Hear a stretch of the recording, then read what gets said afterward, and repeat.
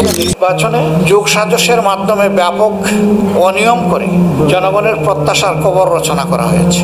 তাদের একটি পবিত্র দায়িত্ব ছিল, তারা যেহেতু ট্রানজিশনাল পিরিয়ডের সরকার, পাওয়ার ট্রান্সফারটাকে তারা স্বচ্ছ এবং গ্রহণযোগ্য করা ছিল তাদের দায়িত্ব। কার্যত এই দায়িত্ব তারা পালন করতে পারেননি, এই দায়িত্বে পালনে তারা ব্যর্থ হয়েছে। ফলে জাতির মধ্যে যে আকাঙ্ক্ষা তৈরি হয়েছিল জুলাই গণ অভ্যুত্থান এবং সীমাহীন ত্যাগের মধ্য দিয়ে, কার্যত সেই আকাঙ্ক্ষার বাস্তবায়ন এই নির্বাচনের মাধ্যমে হয়নি। কেন হয়নি তা আপনাদের সামনে পরিষ্কার। এই নির্বাচনকে সুষ্ঠু হতে দেওয়া হয়নি। এখানে ব্যাপক ইঞ্জিনিয়ারিং করা হয়েছে। ইন্টারিম গভর্নমেন্টের একজন উপদেষ্টার মুখ থেকেই তার স্বীকৃতি এসেছে। তিনি প্রথম রাজসাক্ষী।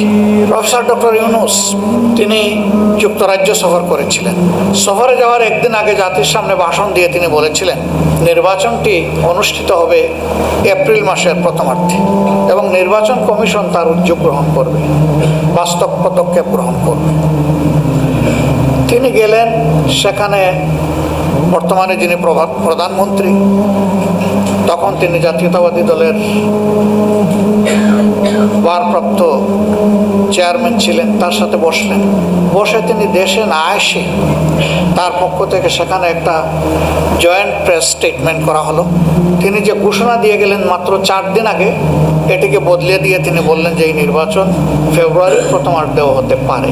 আমরা এটার তখনই প্রতিবাদ করেছিলাম যে বিদেশের মাটিতে বসে দেশের নির্বাচনের ডেট কেন ঘোষণা করতে হবে।